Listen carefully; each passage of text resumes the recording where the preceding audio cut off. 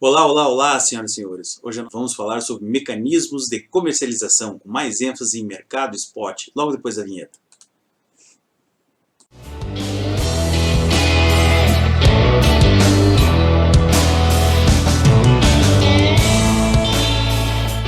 Vamos falar sobre o mercado mais comum no agronegócio brasileiro, que é o mercado spot, o mercado disponível, ou mais conhecido como o mercado à vista. Quando a gente fala sobre comercialização, nós estamos falando que é um processo contínuo, organizado, de encaminhamento da produção agrícola ao longo de um canal de comercialização, que é o que quando a gente fala sobre canais de produção, canais de atividade econômica, cadeia produtiva, né? No qual o produto sofre transformação, diferenciação e agregação de valor. É como se você trabalhasse dentro de uma cadeia produtiva da pecuária, né, onde tem a produção na fazenda, né, a transformação dentro da indústria e a agregação de valor através da configuração de uma marca desse produto, né, ou através de uma certificação desse produto. Nós não vamos falar sobre a cadeia produtiva completa, nós vamos nos ater a uma pequena parte dessa cadeia, sobre alguns segmentos, né.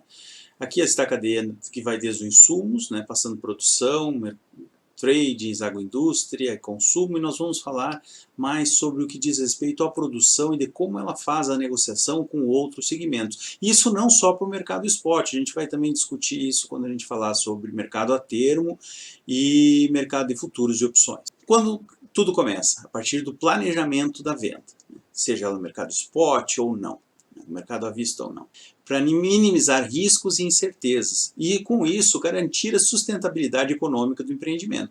O que é risco? O risco é quando a gente tem conhecimento da distribuição de probabilidade dos acontecimentos do mercado. Então, quando a gente sabe de que forma, mais ou menos, podem ocorrer as coisas. E incerteza, quando a gente desconhece essa distribuição de probabilidade, a gente não sabe de que forma elas vão ocorrer. A gente agora está vivendo uma pandemia. Isso é risco ou incerteza? Errou quem pensou que é incerteza. Isso é risco. Por quê? Porque pandemia não ocorreu a primeira vez. A gente sabe como ocorre uma pandemia respiratória. Talvez tenhamos errado, e erramos em muitos casos, por não saber o que fazer. Ou por não fazer, não por não saber, mas por não fazer da forma correta. Mas era um risco conhecido. E tanto que vários relatórios aí da Organização Mundial de Saúde já falavam a respeito disso. Então, o risco ele pode ser sistêmico ou sistemático, né, que afeta todo o mercado, né, que foi esse risco que derrubou o mercado através da pandemia do Covid, né, do coronavírus. E o risco não sistemático quando ele diz respeito ao próprio ativo, que a gente teve agora, um tempo atrás, uns relatórios fraudulentos divulgados por uma empresa de resseguros aqui no Brasil, né, que foi específico para aquele ativo. Então, isso comprometeu a rentabilidade daquele ativo para quem fez investimentos em bolsa. E a incerteza, como eu falei anteriormente, não é mensurável pela probabilidade. Então, planejamento de vendas, né, é uma estratégia, né, assim como qualquer planejamento dentro de um plano de negócios, né, onde se planeja, neste caso específico, quanto vender, quando e como.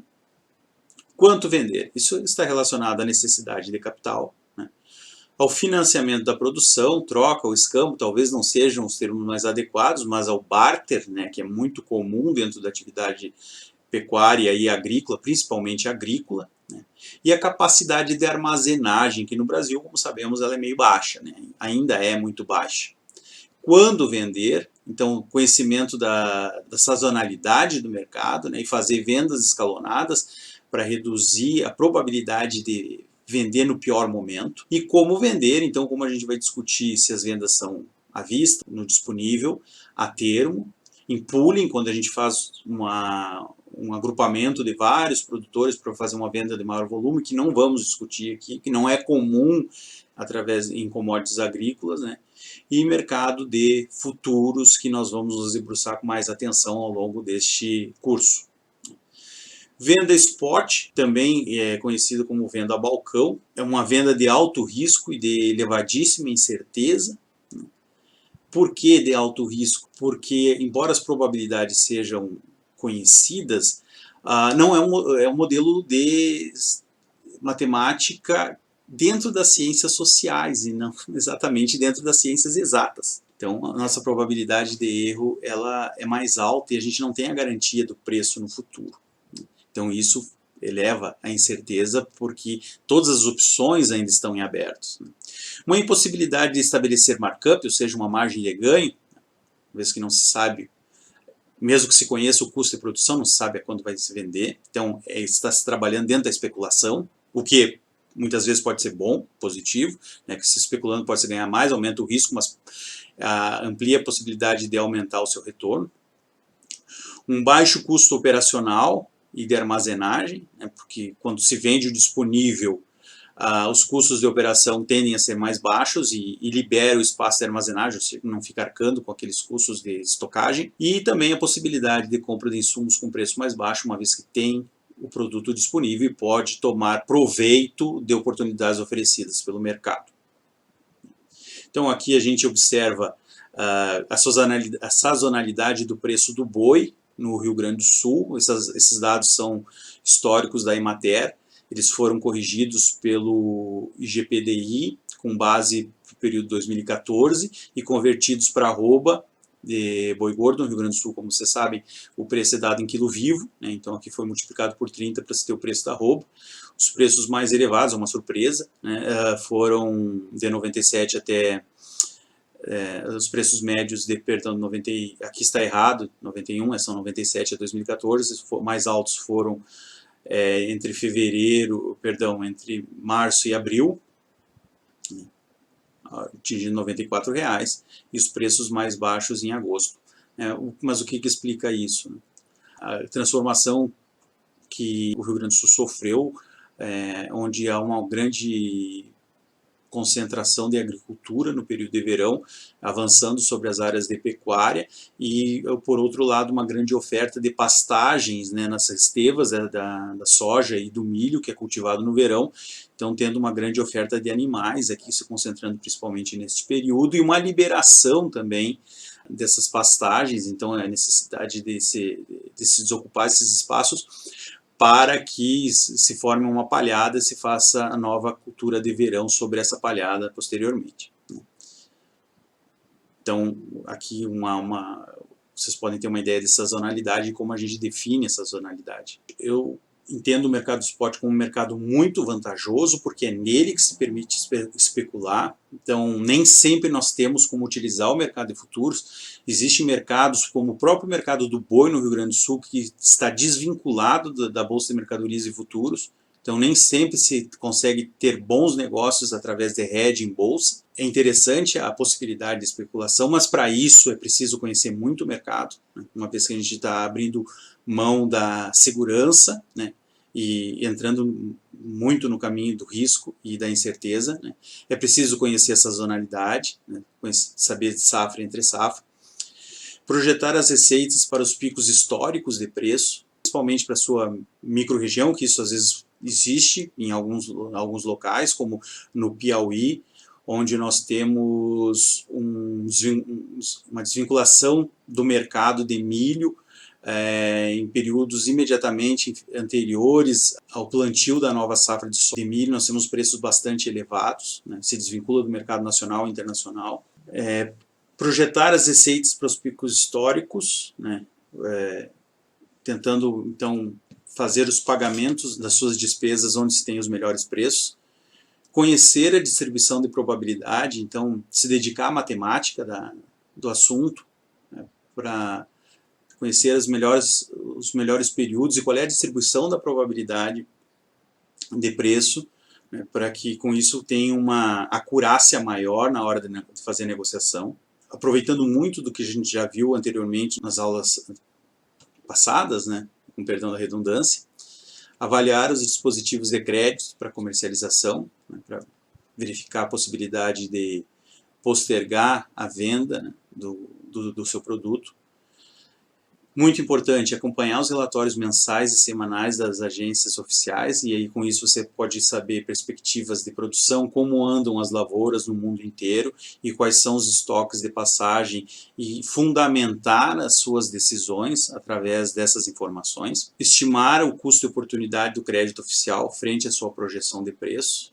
Então, usar uma planilha de fluxo de caixa descontado, né, como se fosse algo semelhante a um valuation das suas receitas, né? Nada tão complexo quanto um valuation da empresa, mas trazer o valor presente líquido das suas receitas projetadas dentro de um custo de oportunidade de crédito, talvez do que o mercado está oferecendo, e ver se aquilo compensa ou não. Avaliar os melhores períodos de relação de troca, e isso é muito importante, a relação de troca ser favorável na hora de negociação. Às vezes nós não temos um bom preço para a nossa commodity, mas nós temos uma boa oportunidade de compra de fertilizantes ou defensivos químicos ou sementes. Então, para fechar um bom negócio, pode ser que compense vender por um preço não tão bom, né, o nosso produto. Definir as suas estratégias de especulação. Como eu falei anteriormente, especular eleva o risco, porém pode elevar o retorno. Então, especular é bom em muitos casos, pode ser bom, melhor dizendo, em muitos casos. Bom, aqui nós temos